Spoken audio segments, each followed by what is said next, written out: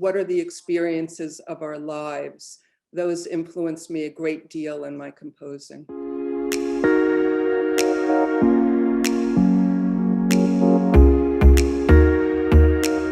Hello, everyone. Thank you for tuning in to this episode of the First Amendment Museum's one-on-one series.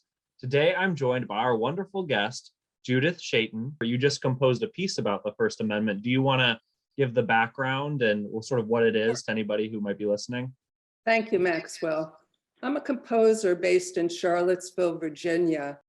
Respecting the First Amendment is a piece in its current version commissioned by the San Jose Chamber Orchestra and their wonderful conductor, Barbara Day Turner. It is scored for string orchestra and electronics that I fashioned from readings of and about the First Amendment. And there are plans firming up for next season for the live performance of the music, and I'm excited about that. Why do you think the First Amendment is important? What are its goals and purpose? So all of this is fundamental to a society that is tolerant, that is open, that enables people to freely exchange ideas. So to me, they are absolutely fundamental to this society.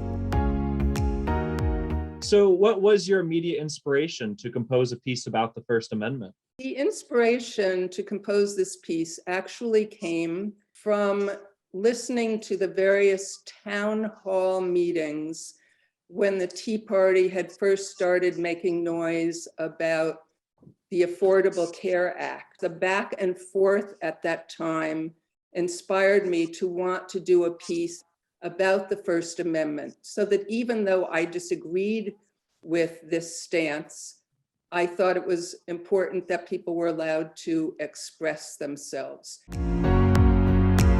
How do you utilize music to convey messages non-verbally about the First Amendment? I think of music as a kind of speech.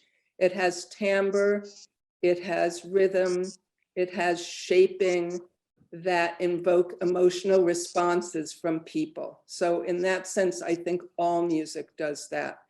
This particular piece, I used a number of different devices. So for instance, just the rhythm of Congress shall make no law. That rhythm, ba ba ba ba ba ba, you will find that very prominent in this composition. You will also hear reference to a couple of well-known American tunes, and that is another way to create a kind of external reference, as well as building up from the rhythms, responses, at least that I experienced, and so I hope that others might experience them as well.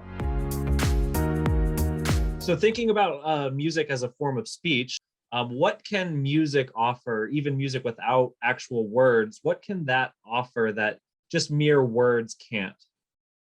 Well, first of all, I don't think I want to say mere words because words can elicit so much.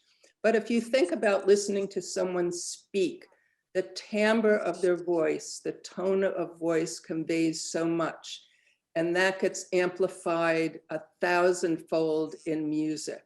So we get a strong sense of, for instance, type of mood. We get a vivid emotional response to music that moves us in ways that words themselves don't. How do you utilize the First Amendment in your everyday life? I feel free to contact my Congress people, to express myself, to work for change that I believe is important to the society.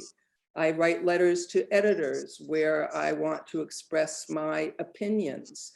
I practice my religion freely and do whatever I can to ensure that others are able to do that.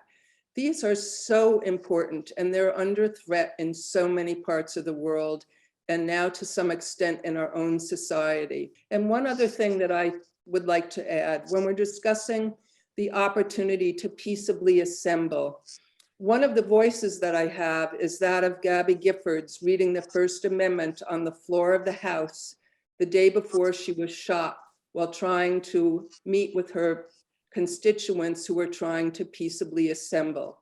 That is one of the reasons why I am so concerned today that our ability to peaceably assemble is so frequently violated. I think it is so important that we're able to do that and meet with our representatives and express our concerns to them without concern for violence.